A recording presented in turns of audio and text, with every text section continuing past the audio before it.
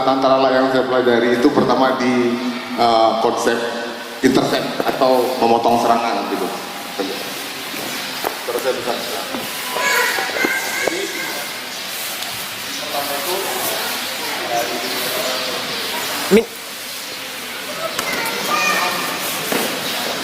jadi Tarala tidak ngambil tekanan, tidak ngambil dia langsung masuk ke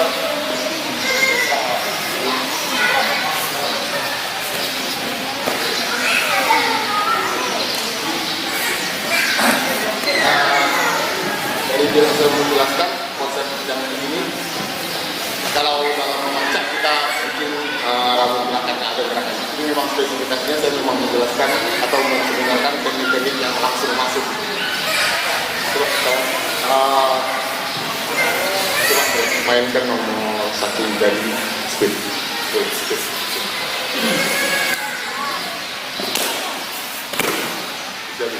Nah ini Pak Bu, di sasaran silet kita yang ada di posisi begini ini gurunya. Jadi Anastasianya yang melakukan penguncian. Jadi dalam latihan tradisi kita yang tidak pernah bisa kita publis karena memang sudah ada perjanjian tak tertulis di dalam terah silet Tarala. Ini metode latihan begini tidak akan pernah kami ubah. Yang kami terima dari guru kami, begitu pula lah kami meneruskannya ke yang penerus. Jadi dalam konteks latihan malam tradisional silet Tarala itu, seumpamanya ada 10 orang yang dilatih pada saat itu, yang jadi batu asahannya adalah gurunya.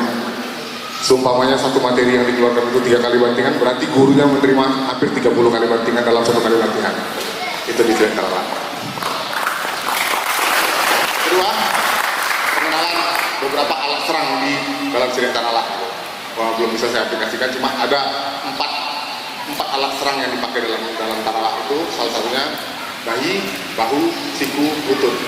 Jadi itu ada 4 di kanan, ada 4 di kiri. Nah, itu merupakan senjata yang dipakai dalam silet Tarala. Jadi konsep dari silet Tarala itu adalah memotong serangan lawan, lintasannya lurus, pola langkahnya lurus, langsung selesai dalam seketika itu juga.